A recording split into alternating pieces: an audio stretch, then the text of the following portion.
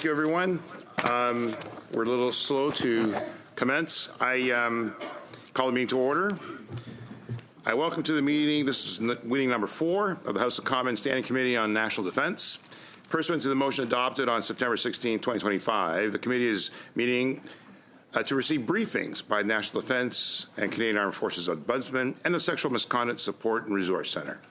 Today's meeting is taking place in a hybrid format pursuant to the standing orders. Members are attending in person in the room and remotely using Zoom application. Before we continue, I would ask all in-person participants to consult the guidelines written on the cards on the table. These measures are in place to help prevent audio and feedback incidences and to protect the health and safety of all participants, including the interpreters, who you'll notice a QR code in front of you which links to an awareness video for you to be apprised and aware of the issues. I'd like to make a few comments before the briefings and the benefits of the witnesses and members. Please wait until I recognize you by name before speaking. For those participating by video conferencing, click on the microphone icon to activate your mic, and please mute yourself when you're not speaking. For those on Zoom, at the bottom of your screen, you can select the appropriate channel for interpretation, either floor, English, or French. And for those in the room, you can use the earpiece and select the desired channel. And 3, a reminder that all comments should be addressed through the chair. For members in the room, if you wish to speak, please raise your hand. For members on Zoom, please use the raise hand function. The clerk and I will manage a speaking order as we best can, and we appreciate your patience and understanding in this regard. The agenda today is going to be a briefing from the Ombudsman and National Defence Canadian Armed Forces in public. Then we're going to go in camera with regards to the next panel on the Sexual Misconduct Support and Resource Centre. And then I'd like, if I may, also save an additional 10 minutes thereafter for other business in camera amongst us to manage a few issues that are before us. And I recognize that there are some issues that have developed. So, Mr. James Bazan, go ahead. Mr. Chair, earlier today you tabled in the House the reports from the previous session into this Parliament, and usually it is the courtesy of the chair or the clerk to contact the opposition members who had supplemental reports to table them at the same time that the reports are tabled. That was not extended to our side, and I just want to put it on notice that we want to make sure that the parliamentary rules are followed, that our rights as members are respected, and that in the future, as you table reports, that we get ample notice that you're going to table so that we could be in the chamber to respond with our own supplemental comments if and so deemed necessary. Mr. Bazan, he makes a valid point. Unawares to me, I mean, we had the option of doing it today, Wednesday, when we're going to be in Petawawa, or Thursday, which may not make it available, so I chose to do it as soon as possible. I have referred to the protocol, and the clerk advises that we should have had that courtesy afforded to you, and I apologize for not having made that. I was, as I said, not aware of that protocol. But I'm not going to lay blame. I'm going to take responsibility, sir. And we'll proceed to do it properly as we go forward. Thank you. All right. I would now like to welcome the witnesses, Mario Barrell, the Ombudsman, Robin Hines, the Director General of Operations. Mr. Barrell, you have 5 minutes to make your opening statement. Thank you, Mr. Chair. Good afternoon, esteemed committee members. Thank you for the invitation to appear before this important parliamentary committee. I understand there's a long-standing history of engagement between this committee and the Office of the Ombudsman, spanning over the last 27 years.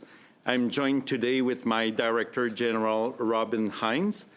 It is truly an honor to serve as the Ombudsman for the Canadian Armed Forces and the Department of National Defence. This Sunday, I attended the Canadian Army Run in Ottawa, and I felt so proud of the defense team. My mandate is clear: to contribute to substantial and long-lasting improvements to the defense community. My appointment took effect on July 2nd of this year. I bring with me 28 years of experience, including 18 years as an executive in the Public Service of Canada. Over the years, I have had the privilege of advising deputy ministers as chief of staff at Public Services and Procurement Canada, and at the Treasury Board Secretariat, specifically within the Office of the Chief Human Resource Officer. I've also provided strategic business communications advice to ministers' offices. For the past 7 years, I've served as an organizational ombudsman, first at Innovation, Science and Economic Development Canada, and then as mental health ombudsman at Public Services and Procurement Canada. Through this experience, I've seen firsthand the growing need for psychologically safe mechanism to address workplace concerns without fear of reprisal. That is the value proposition of any ombudsman's office, and in this case, to offer a trusted, confidential space where CAF members, their families, rangers, cadets, DND employees, staff of the NPF, and now the Canadian Coast Guard can share their lived experiences. En plus de mon expérience comme ombudsman, In addition to my ombudsman experience, I hold accreditations in mediation, workplace mental health, executive leadership coaching, workplace assessments, and arbitration. My goal is clear: to ensure every constituent feels heard, that our investigations be evidence-based, our recommendations actionable, and our follow-up consistent. Since assuming this role, I've spent my initial months reviewing past reports, meeting with senior leadership, and listening to the defense community. This has helped shape my early priorities.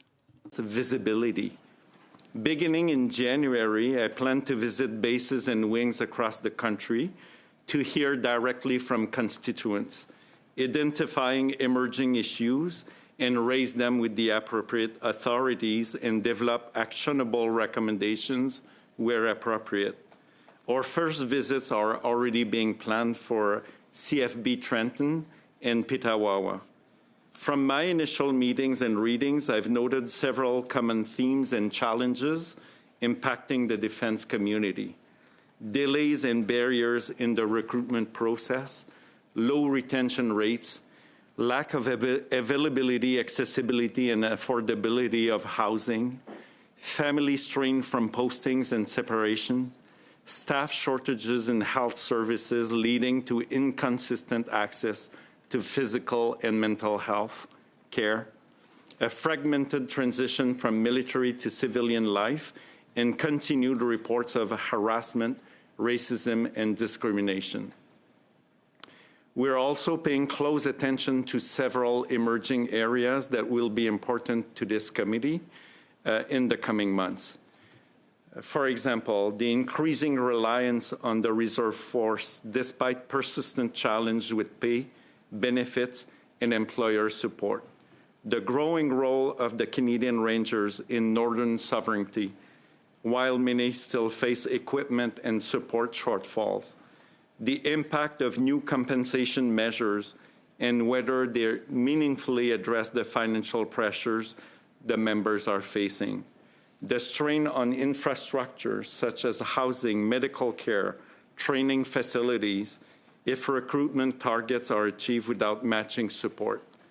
The transition of the Canadian Coast Guard to DND, an expansion that will add approximately 7,000 employees to our constituent base. So ombudsman's offices, we serve as a vital check and balance, or a safety valve, in how employees are treated under policies and mechanisms such as grievances and harassment complaints. Their importance has been recognized internationally, including by the United Nations, which endorsed the Venice Principles in 2020 and 2024. These principles affirm independence, objectivity, transparency as global standards, and I should say golden standards for ombudsmen's institutions, cornerstones for advancing good governance, oversight, and accountability. It is within this global context that I remain keenly engaged in the review of the National Defense Act and in particular, Recommendation 103, which directly concerns the independence of our office. Pour conclure, je tiens à saluer le travail exceptionnel. In closing, I'd like to acknowledge the exceptional work of our Canadian Armed Forces members and their families, both at home and abroad. Their recent efforts in combating wildfires across the country exemplify their unwavering commitment to service. Thank you once again for the opportunity to appear before you today. I look forward to working collaboratively with this committee to advance the well-being of our defense team and strengthen the systems that support them. I'd be pleased to answer any questions you may have. I'll proceed now with questions. Thank you for your opening remarks. Mr. Bazan, you have 6 minutes. Thank you, Mr. Chair, and I'd like to congratulate you, Mr. Burrell, on becoming our new National Defense Canadian Armed Forces Ombudsman. You got some big shoes to fill. You had Gregory Lick, who did an amazing job, and before that, Gary Walborn, and all the other ones before that. And also, you have Robin Hines sitting right beside you, who did an amazing job filling in as the interim ombuds. And I can tell you that she leads a very strong team in the support of what they do.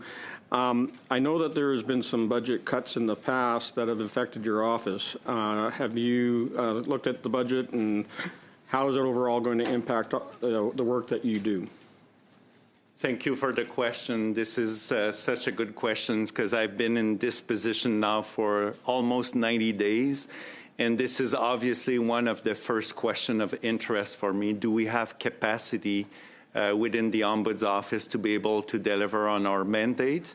I would say that most of my management meetings have been about the pressures we're facing, how we're going to address these pressures, how do we reallocate resources internally to be able to cope with this increased demand. Like, for example, in my opening remarks, I did speak to the fact that we have the Canadian Coast Guard that is joining us now, and we have also the reconstitution measures increased. Just to be clear on that, the Coast Guard joining the National Defense Team, do their members now of the Coast Guard report into you as Ombudsman if they have any issues? Absolutely. And yes. has there been any adjustment to your budget to accommodate for that? No. So there's $9 billion that were promised in the supplemental estimates, but yet at the same time, you haven't seen an increase in the budget for the Ombudsman to take on this extra responsibility? Not at all.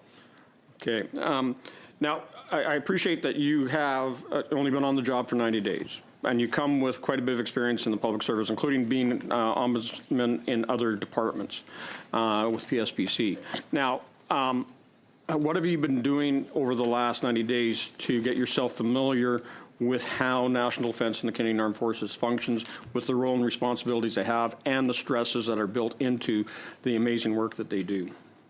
Thank you for the question. I think the most important part of my job in the last 90 days was to be able to read all of the documentation that is obviously of the public record, but also to get briefings with senior officials within the department so that I can get a feel as to what the issues are. For example, in terms of that new compensation package, I was briefed a couple days prior so that I would understand what was the goal and purpose of establishing this new compensation package. So I did meet with the Vice Chief of Defense Staff, Chief Military Personnel, Deputy Minister, Associate Deputy Minister, and as of last week with the Minister of National Defense.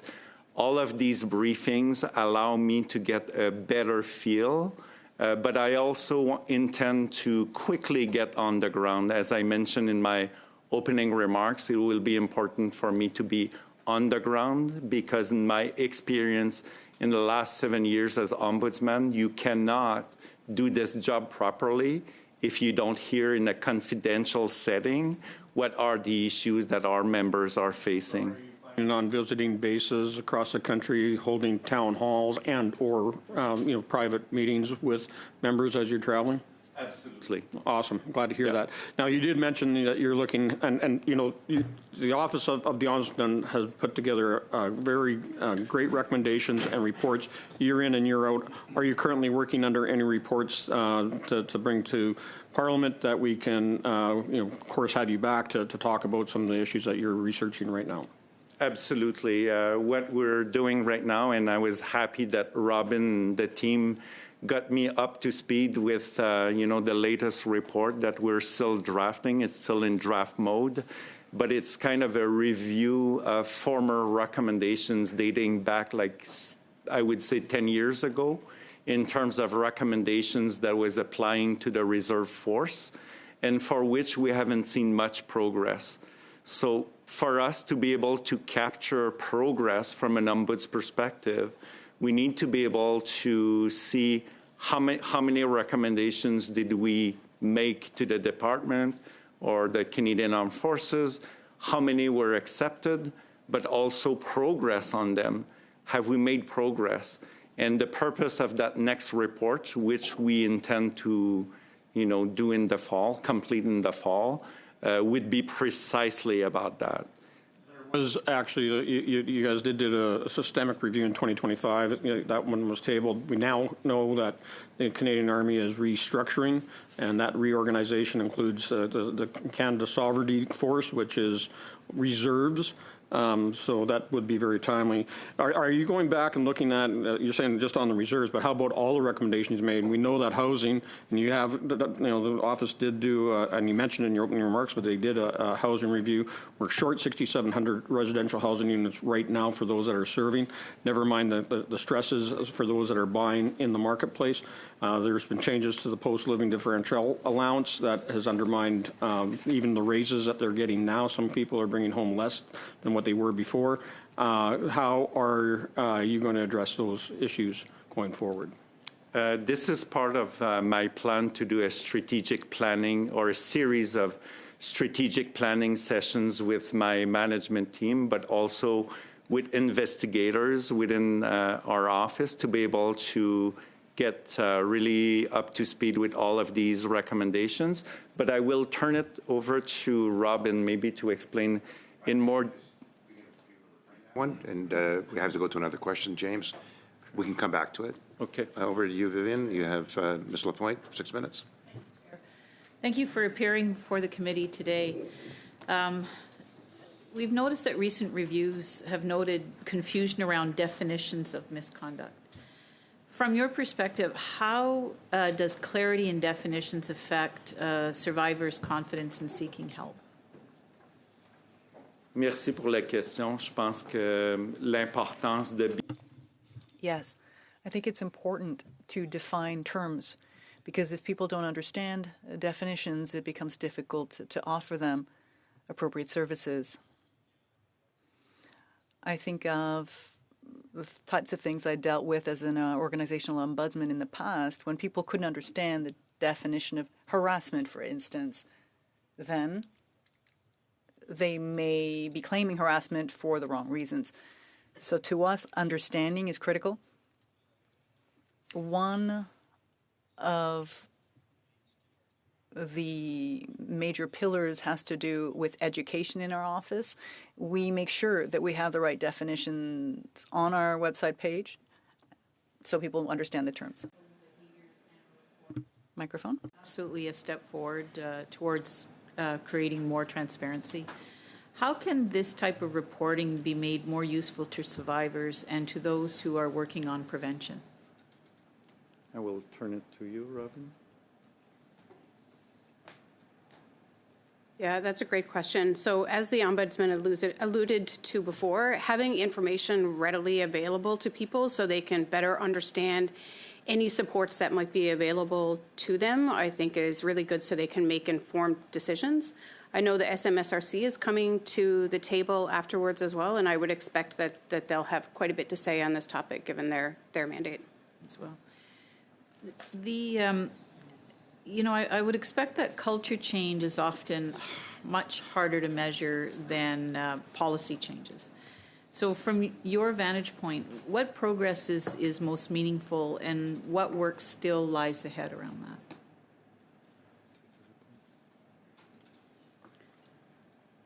So from a culture change perspective, I think the department has taken a number of really great initiatives in terms of updating the website, in terms of which initiatives they've moved forward on.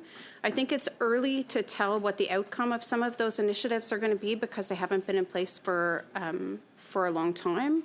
So I know the external monitor report, there's going to be another report coming in the fall, and we're monitoring that closely to see kind of what comes out of that as well. And looking broadly across all of the feedback that you've received, what is the one area that you feel deserves urgent attention to improve the trust and the safety for survivors?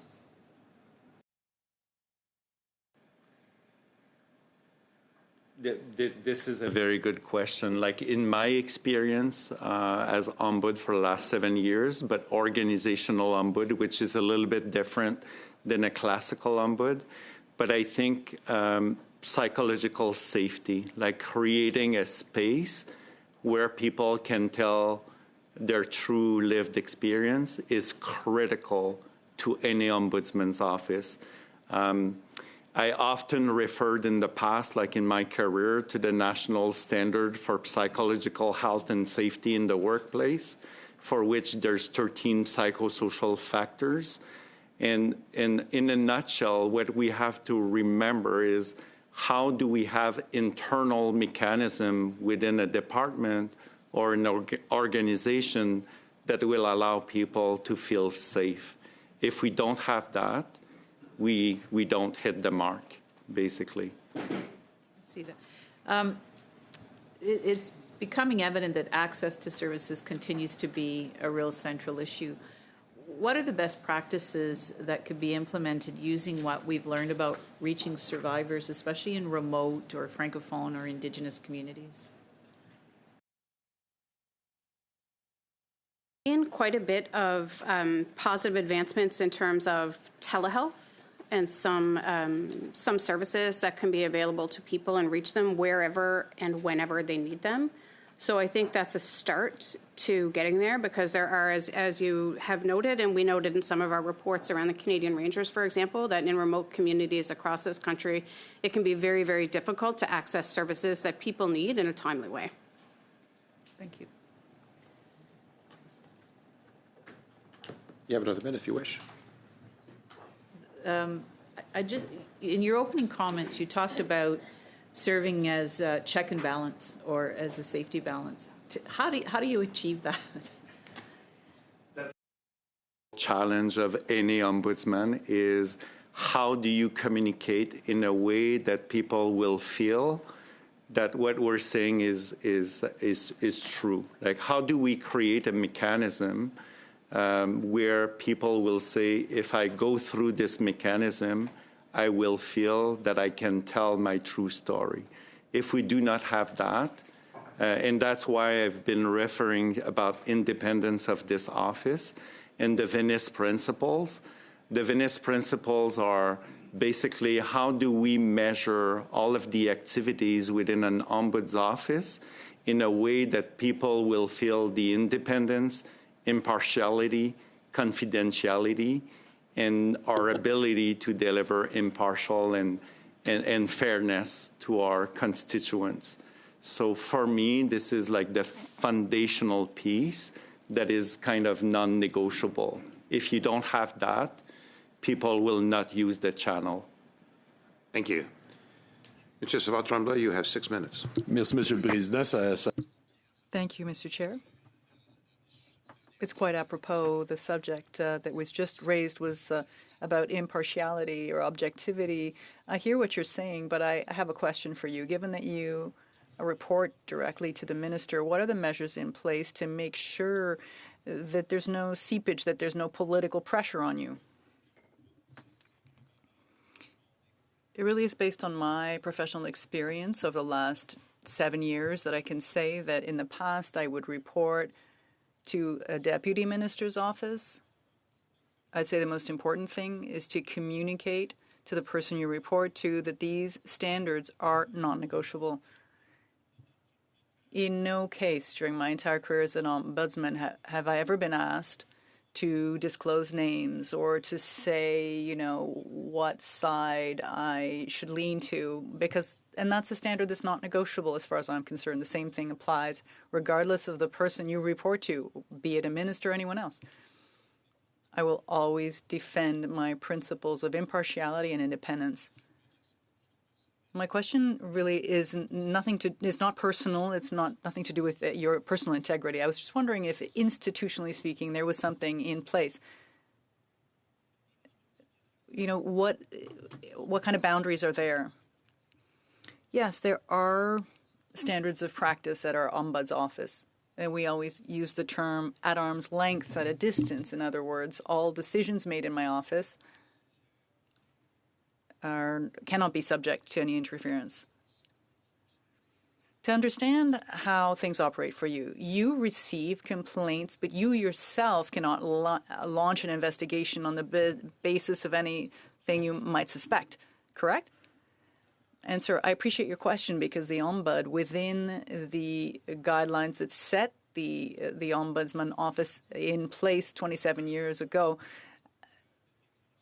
involves the potential to launch one's own investigations in the event that an Ombud feels there is a reason to do so. So this gives some openness, actually a wide berth to the Ombudsman. Microphone, please. Have you ever done that? Or have you always worked from complaints you received?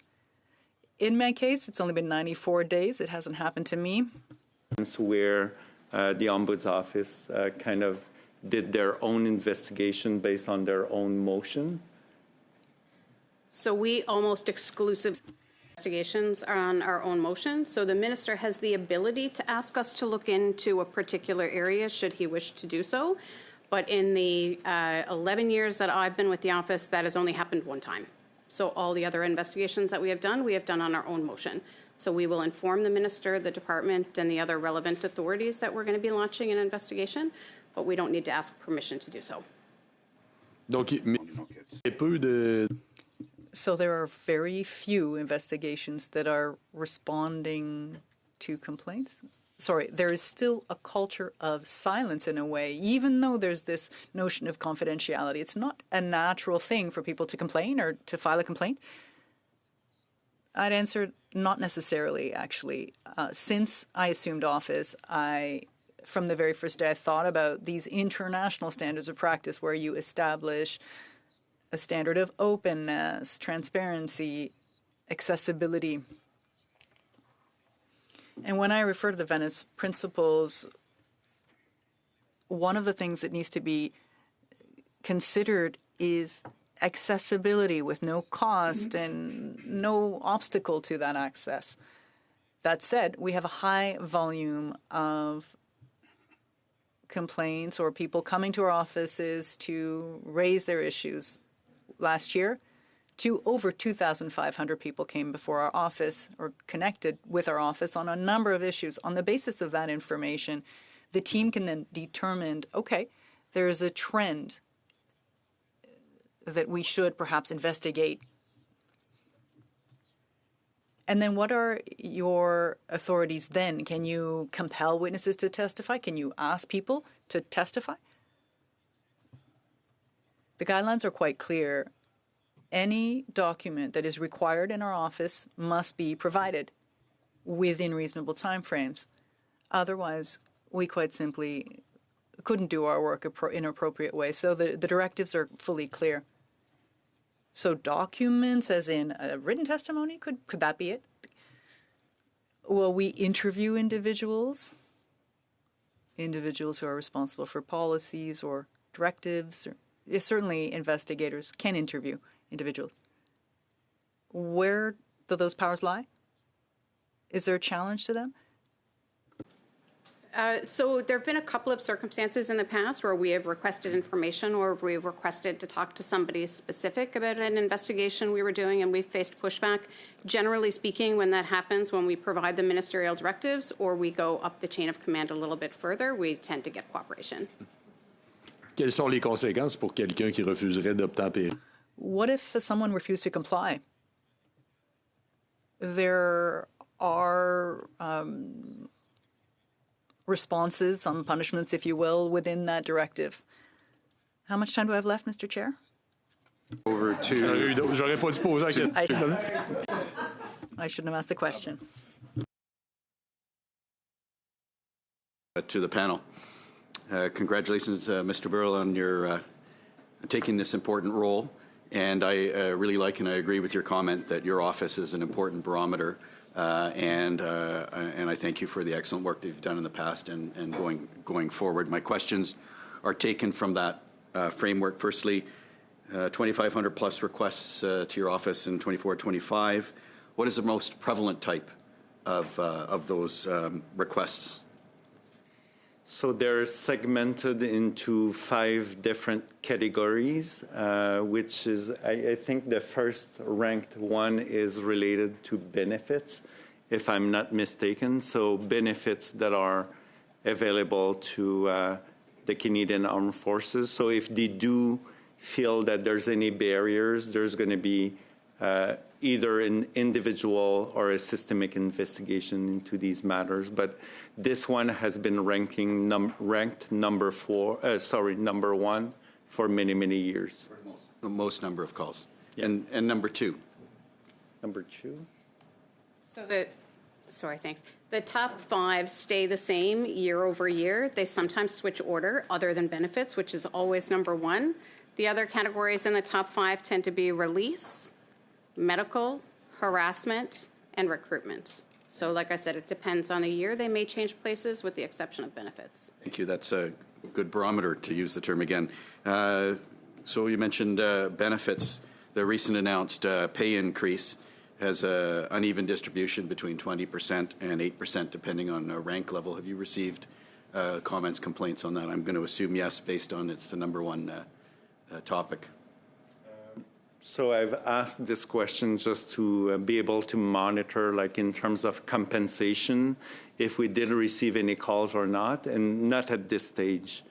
So benefits would be related to other areas for which Canadian Armed Force members are affected, but not compensation at this stage, if I'm not mistaken. Robin?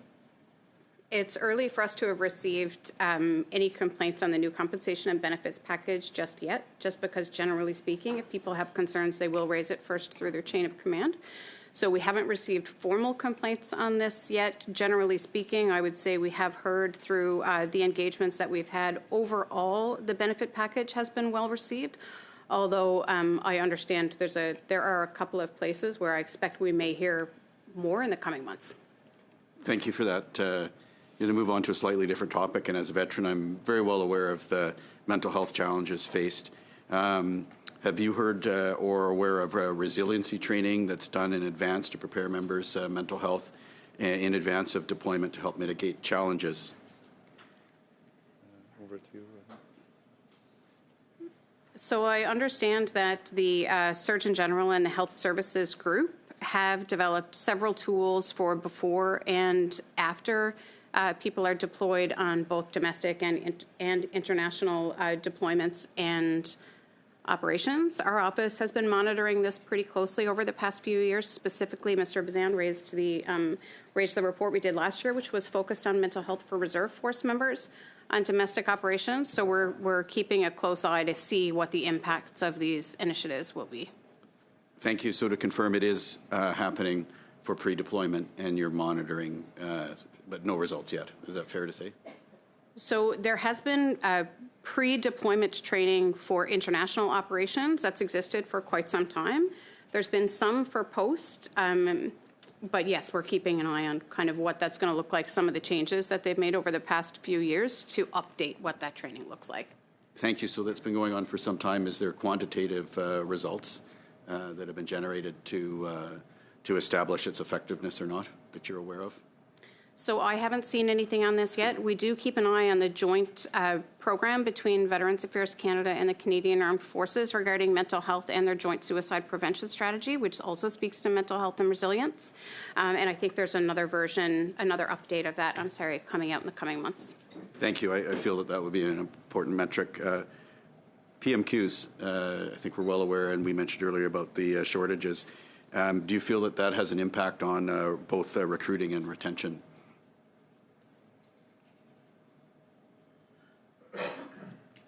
So for PMQs, our office has noted several challenges with the residential housing units across the country. I know there have been quite a few announcements and plans in place to address this moving forward. A lot of the plans that have been made to address this, I think that I've seen anyway, have been more long-term plans. So we are in talks with the department to say with all of these reconstitution efforts that are coming, what's kind of going to happen in the short to medium term to accommodate a lot of the new people coming in. Barracks are also an area of concern for us where people are generally living during training. ADMIE, Infrastructure and Environment, I understand, has plans in place. I haven't seen those yet for what that's going to look like, but we continue to receive a significant number of complaints about the quality of barracks across the country. Questions? Over to you, Mr. Mallet, for 5 minutes. Thank you. Further to Ms. Hines' reference to benefits, I saw in December of 2024 the Office of the DND and the Canadian Armed Forces Ombudsman and the Canadian Armed Forces itself launched a new collaboration for an interactive tool for looking up military benefits. Can you elaborate more on this, and how's it been going in the last 9 months? Has it been any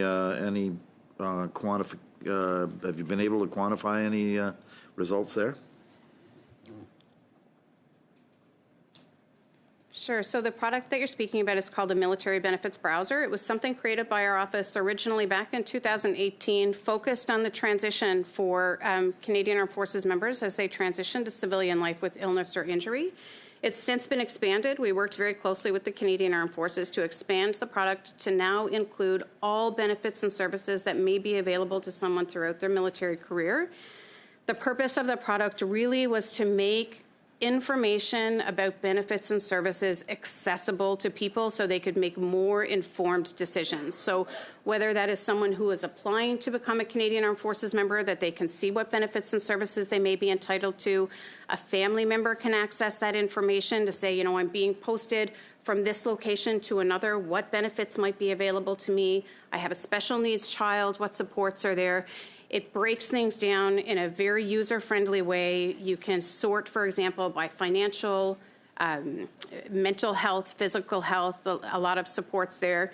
The last stats that I looked at, which probably are about a month old now, I think had 9,000 new visitors and 11,000 total, but 9,000 new since the launch of the product, and I understand it's being used across the Canadian Armed Forces and in the transition centers as well to help people prepare for different stages of their career and meetings that they may have. Just further to that point, has it been reported that it's a user-friendly format? It's because, as we know, in some of these cases, some of these programs can have all the best intentions, but when you get into it, you're so far into the weeds that some people give up. Is it fairly user-friendly?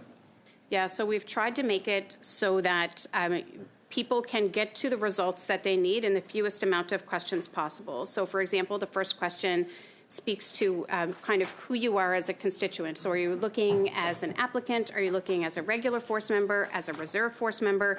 Because your benefits and services will vary quite significantly depending on who you are that's looking into the system.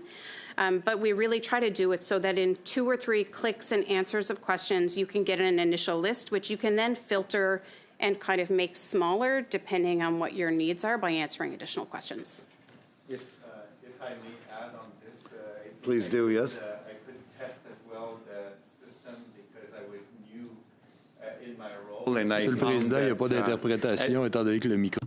The microphone was off. There was no interpretation.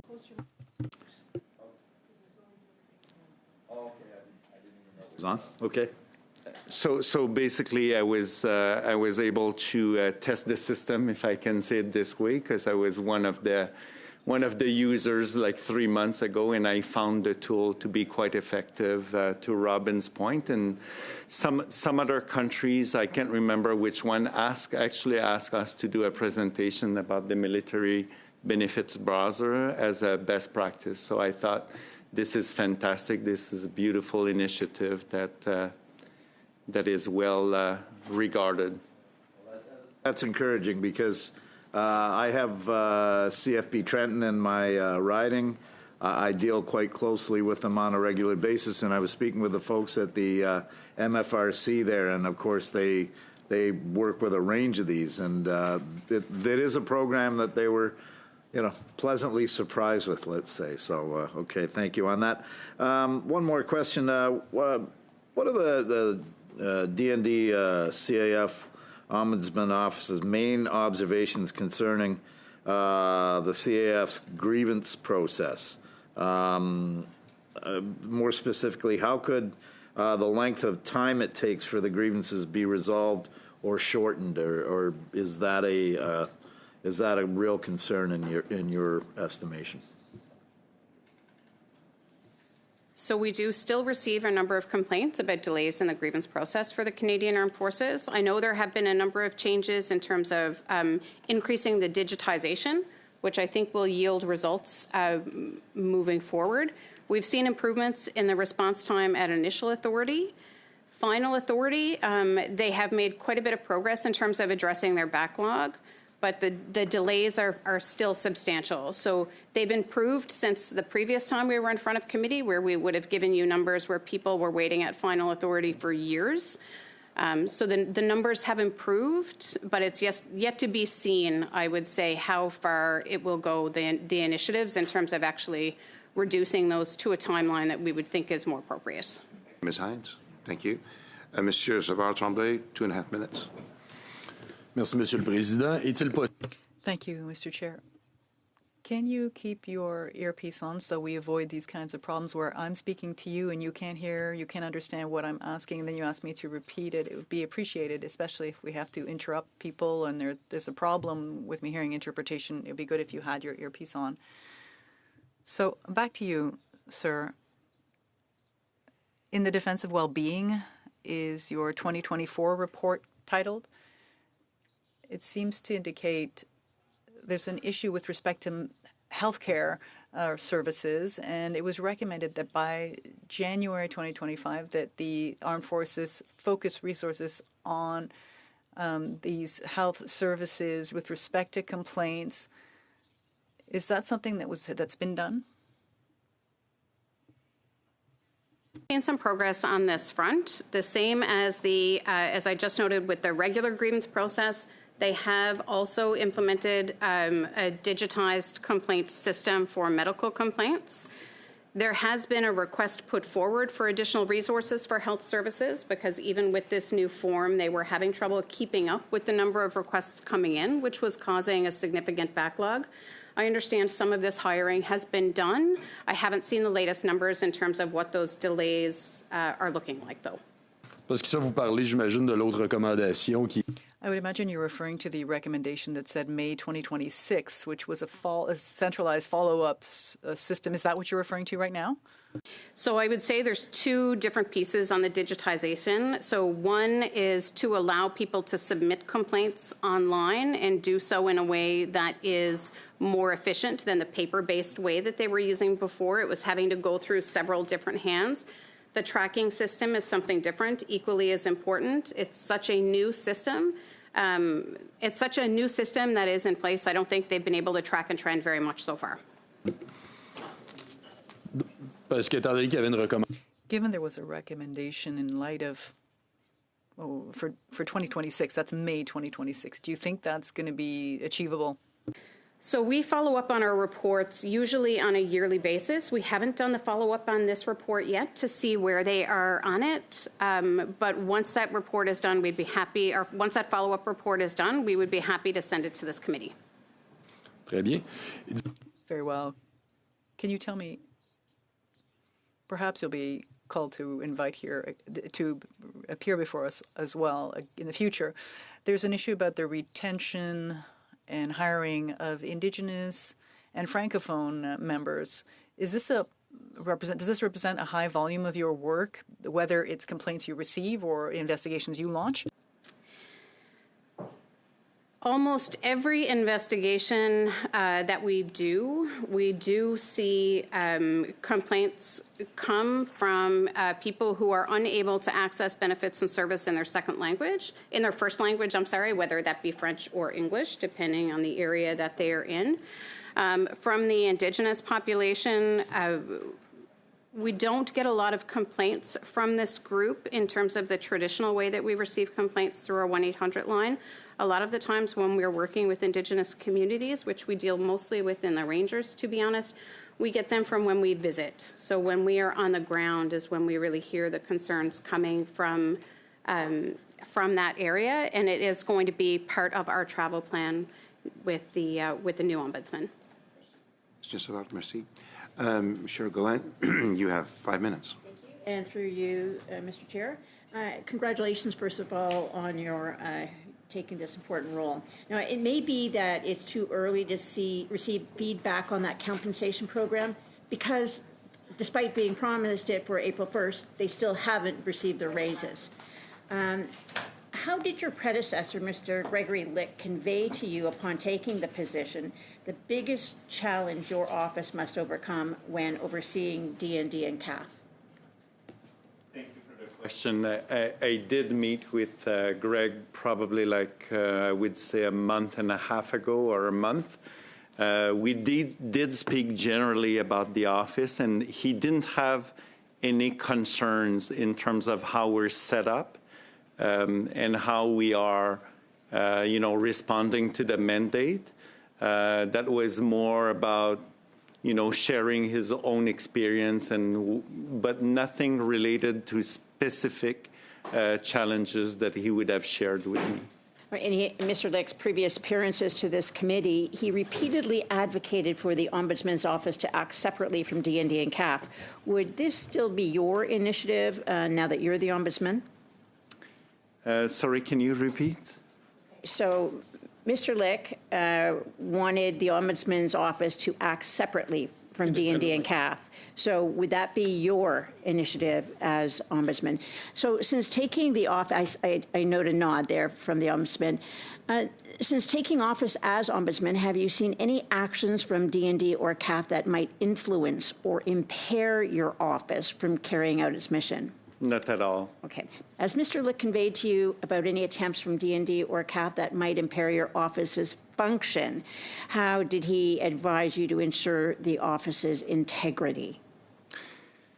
I didn't ask him precisely any questions related to this. I did share my thoughts based on my own experience because I think in his case he had started probably 5-6 years ago. So, and I started 7 years ago. In terms of the challenges, he never actually expressed concerns directly to me with regards to independence. As Ombudsman, what would you like to see rectified at DND and CAF in regard to the issue of the backlog of ATIPs, first of all, and then the issue of the backlog of grievances filed by the members of CAF? I would certainly appreciate if the department has, a look in terms of the how can they address this. What I do hear from various people is that it's not only specific to DND, that there's other departments that do have the same type of challenge. I think it may be worth looking into, what would be a long-term solution to be able to address these concerns, because at the end of the day, it is a legislation, and the legislation does provide some very precise timelines as to when to respond to these requests. Launched Operation Honor to address sexual misconduct and harassment in our military. Former Supreme Court Justice Marie Deschamps released 10 recommendations for CAF to fulfill. A decade later, many of those 10 recommendations have not, maybe not been fulfilled. How many have been completed and fully implemented?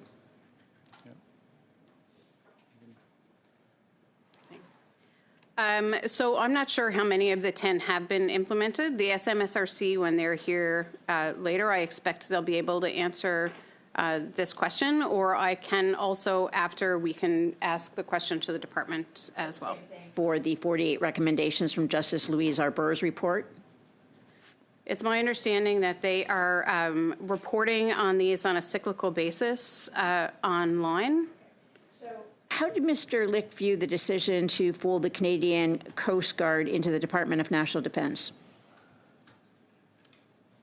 You repeat? How did Mr. Lick view the decision to fold the Canadian Coast Guard into the Department of National Defence? So I did ask him this question because of his background and knowledge, and he knew about the organization, and he thought it was a very positive. It was a very positive thing. So what did he advise you when the government made the decision to include the Coast Guard's expenditures into our defense budget as a means to reach our previous NATO goal of 2% of GDP commitment? We haven't discussed this point specifically. Thank you. Over to you, Mr. Watchorn. You have 5 minutes. Thank you. Bonjour. Merci à vous deux d'être. Good afternoon. Welcome to both of you. Thank you for the excellent work you're doing for the members of the Canadian Armed Forces. You're really a critical service for them, for their well-being. Mr. Barry, I heard you talk about the Venice principles. Could you set them out for us? How will these principles make your work as effective as possible? Thank you for the question. The Venice principles include 20 or 25 characteristics. It's a way of carrying out a specific test for each of the Ombudsman's office. In other words, when it comes to assessing principles of independence, impartiality, independence, the ability to deliver on one's mandate with no interference, they can include access to services. Are the services easily accessed? Is the Ombudsman fully enabled based on his budget and his needs to determine the budget and the needs? That's another important criterion. The appointment process. Who sits on the selection process to appoint the Ombud? Is the selection process appropriate? But this arm's length aspect of governance also matters. When you think of the legislative ombudsman that exists throughout Canada,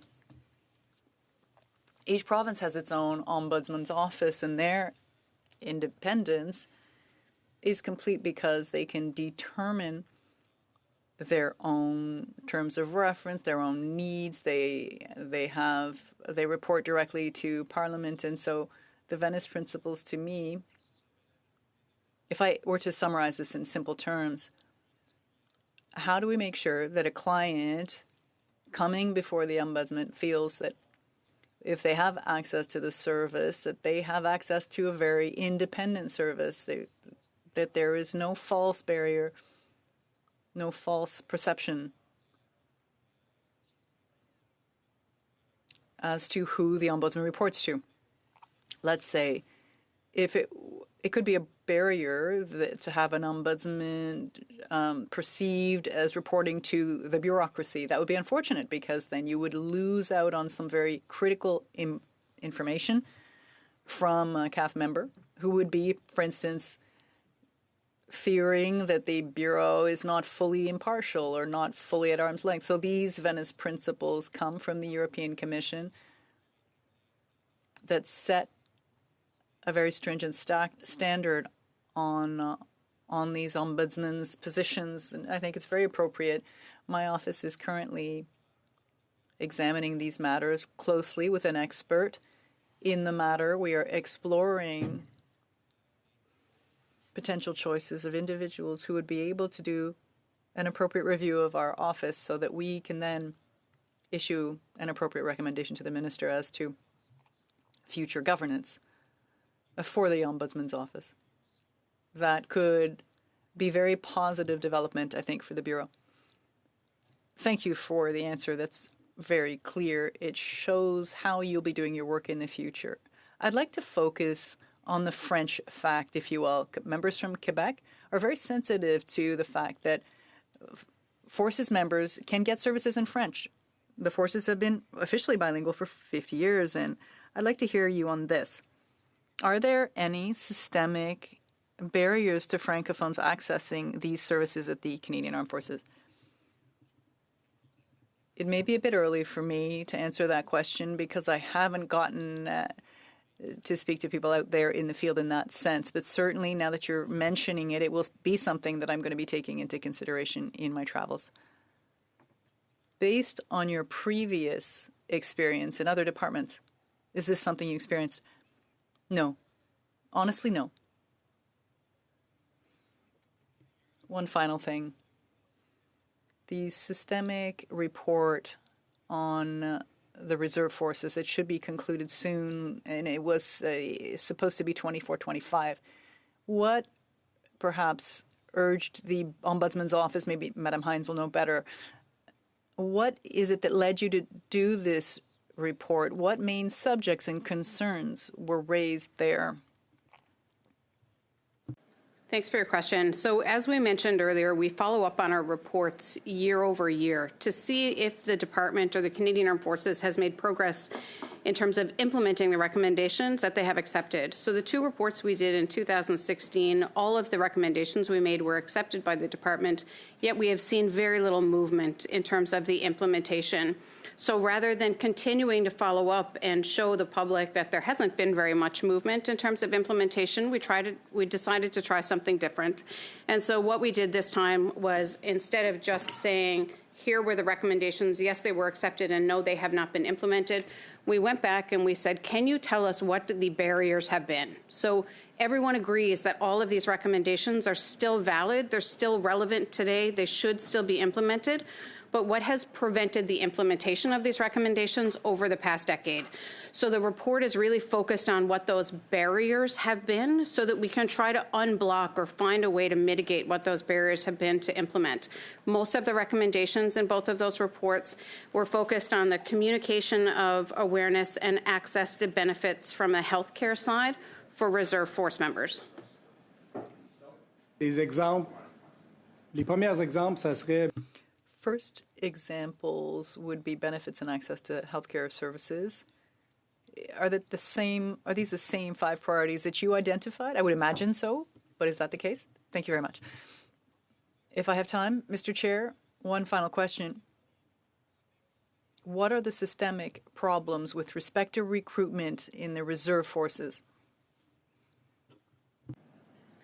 So one of the challenges that remains both on the regular force and the reserve force side for recruitment is the delays. So there have been some improvements in terms of digitization for recruitment, but we still receive a significant number of complaints about delays in the recruitment process for both reg force and reserve force.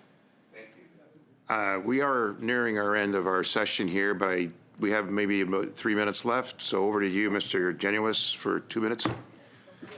Thank you, Chair. It's the other 2 minutes. It's good. It's good to be here, and seeing you reminds me of all the good work we did together at the Government Operations Committee. I'm sure those are exclusively fond memories for you, Chair, as fond memories as they are for me. Chair, I'd like to move a motion that the committee invite the Minister of National Defence and the Secretary of State Defence Procurement to appear before the committee for no less than 1 hour each within 14 days of the adoption of this motion in relation to their mandates and NATO defence spending. I understand that this motion was put on notice previously, and of course it's important for the committee in the furtherance of its mandate to hear from these ministers responsible, and I understand my colleague, the Shadow Minister, has more to say on this topic, so I'll leave my comments there on the motion. Over to you, Mr. Representative. Thank you, Mr. Chair, and I'll be quick on this because I think we, when we're putting together government business for a committee, we moved to bring in the minister but forgot to do the Secretary of State. So I want to amend this motion so that it is more relevant, that the committee, so I'll take out the Minister of National Defense and we'll change 1 hour each to just 2 hours. and mandates will become mandates. So it'll read that the committee invite the Secretary of State Defense Procurement to appear before the committee for no less than 2 hours within 14 days of the adoption of this motion in relation to their mandate and NATO defense spending. Ms. Romanado? Thank you, Mr. Chair. We actually already voted on this motion can I finish, please? We already voted on a motion to invite the Minister of National Defense. He's actually scheduled to come, I believe, on the 7th, of October, or the 9th of October. It's already been agreed upon, so I'm not sure why we're bringing forward another motion that actually deals with something that's already been scheduled. So I'm just getting clarity that the committee has already voted on inviting the Minister. He's already coming, so I'm not quite sure why we're having another motion to invite the Minister. Point well taken. So we do have this. I know that my understanding, regardless of the motion put forward, it already does exist. You're requesting an amendment to the motion that was already tabled and voted upon. But we've already agreed to the motion. That the matter is correct. So you cannot amend a motion that was already passed and voted on. It did. It's scheduled. Two separate motions on the Minister. The Minister is coming already on NATO and on his main. If I can get clarity here, I think Mr. Genuis has put forward a new motion then. Correct. Knowing that we have an existing motion and existing notice that the Minister is attending, now Mr. Genuis has arrived. Thank you very much for your attendance today, creating a little havoc before the time is up, to now put forward a new motion. So what we're dealing with... This is a motion of Scott Anderson's that was tabled in June. It's not a new motion. It was not dealt with at our meeting. We dealt with a separate motion that was inviting the Minister that you then added and amended yourselves. We invited the Minister on supplemental A's, and you added the mandate and his NATO defense spending to that motion. That's a separate motion from this motion. This motion was on notice. We're moving it today. I amended it to take out the Minister of National Defense, so we've already dealt with the Minister of National Defense. This is for the Secretary of Defense Procurement. It's a separate issue. I don't mind if he comes. Monsieur le Président, juste avant de continuer. Mr. Chair, before we... And we're speaking on the amendment. Yeah, this is a terrible one. Non, très bref, c'est... Briefly, before we move forward, can we free up our witnesses? Merci beaucoup. Thank you for attending, and we will hopefully see you again. No, we'll see. All the best. Thank you for attending.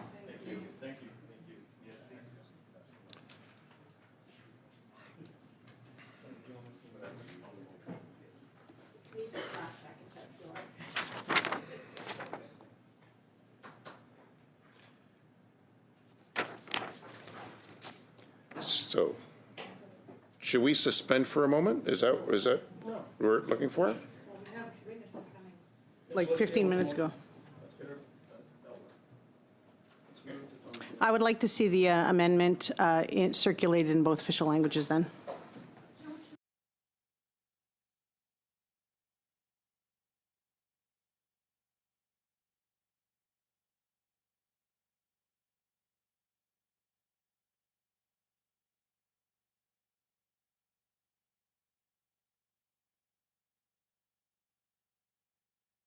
In writing with all, so exactly, that's all I'm asking for. Point of order, Chair. Is there anyone on the there's speaking list, or shall we proceed to a vote? Suspended.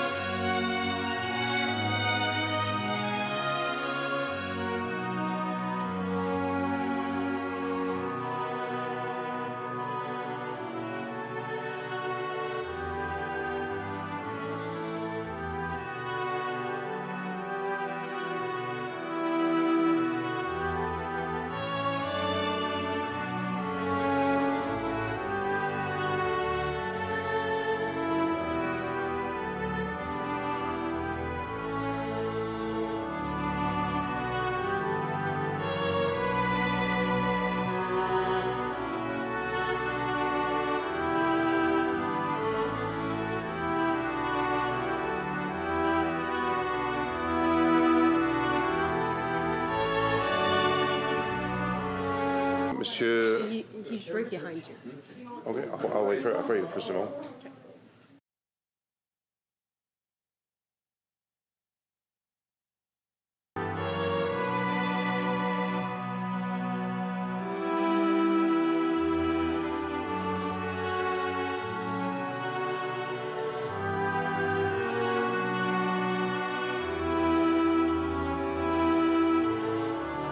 And it asks for the only, I'm reading this correctly, only the Secretary of State?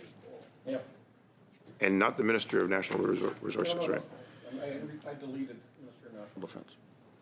Okay. And I changed it to 2 hours from 1 hour. Mandate, not mandates. Okay? All in favor of the All those amendment? in favor of the motion? Of the amendment. Of the amendment to the motion, correct. Pour mettre une heure, c'est ça? Excuse me? Attends, précisons ça. Wait, let's please be specific about what we're voting on. L'amendement étant changé pour une heure. The amendment meaning to change it to 1 hour, correct?